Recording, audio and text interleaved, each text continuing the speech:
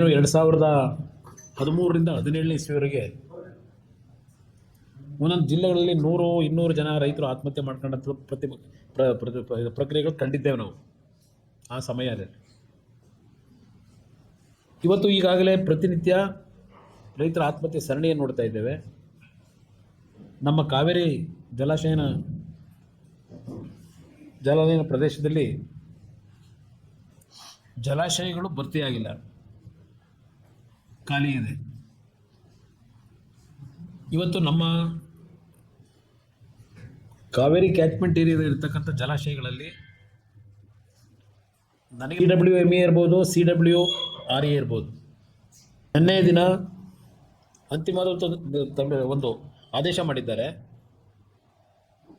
3,500 cusecs ನೀರನ್ನು, ಅಂದರೆ ಸುಮಾರು 15 ದಿನಗಳ ಕಾಲ ಬಿಡಬೇಕು ಅಂತಕ್ಕಂಥದ್ದು ಹೇಳಿದ್ದಾರೆ. ಸುಮಾರು 4-4.5 TMC ನೀರನ್ನು ಬಿಡಬೇಕು. ಇಂಥ ಒಂದು ತೀರ್ಪಿನ ಹಿನ್ನೆಲೆಯಲ್ಲಿ ಈಗಾಗಲೇ ಮೈಸೂರು, ಮಂಡ್ಯ ಹಾಗೂ ಈ ಭಾಗದಲ್ಲಿ ರೈತ ಸಂಘಟನೆಗಳು, ಕನ್ನಡ ಪರ ಸಂಘಟನೆಗಳು ಪ್ರತಿಭಟನೆಗೆ ಪ್ರಾರಂಭ ಮಾಡಿದ್ದಾರೆ. ಇವತ್ತು ನಮ್ಮ ಮೈತ್ರಿ ಪಕ್ಷ BJPಯು ಸಹ KRSನಲ್ಲಿ ಪ್ರತಿಭಟನೆ ಮಾಡತಕ್ಕಂಥ ಘೋಷಣೆಯನ್ನು ಮಾಡಿದ್ದಾರೆ. ಈ ಪ್ರತಿಭಟನೆ ಮಾಡ್ತಕ್ಕಂಥದ್ದು ಆ ಹಿನ್ನೆಲೆಯಲ್ಲಿ ಇವತ್ತೇನು ತಮಿಳುನಾಡಿಗೆ ನೀರನ್ನು ನಿನ್ನೆ ದಿನ ಅಂತಿಮವಾಗಿ ಬಿಡಬೇಕು ಅಂತಕ್ಕಂಥ ಸೂಚನೆಯನ್ನು ಕೊಟ್ಟಿದ್ದಾರೆ. ಸರ್ಕಾರ ಸದ್ಯಕ್ಕೆ ನೀರನ್ನು ಬಿಡಬೇಕು ಬೇಡವೋ ಅಂತಕ್ಕಂಥ ತೀರ್ಮಾನ ಮಾಡ್ತಕ್ಕಂಥದ್ರಲ್ಲಿ ಸರ್ವ ಪಕ್ಷಗಳ ಸಭೆಯನ್ನು ಭಾನುವಾರ ದಿನ ಕರೆದಿದ್ದಾರೆ.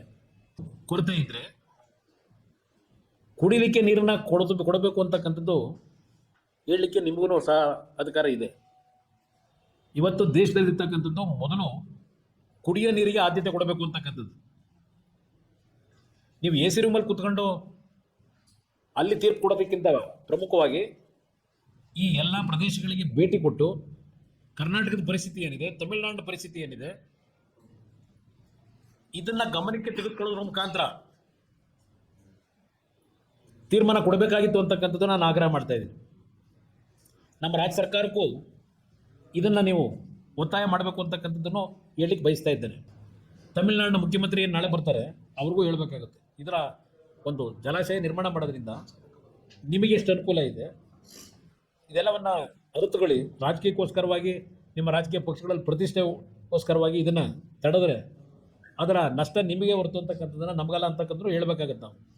ಇದು ಎರಡು ಸರ್ಕಾರಗಳು, ಎರಡು ರಾಜ್ಯಗಳು ಒಂದು ಸಾಧಕ ಬಾಧಕಗಳನ್ನು ನೋಡೇ ತೀರ್ಮಾನಕ್ಕೆ ಬರಬೇಕು. ಬರೀ ರಾಜಕೀಯಕ್ಕೋಸ್ಕರ ದುರುಪಯೋಗ ಪಡಿಸ್ಕೋಬಾರ್ದು ಇದನ್ನು.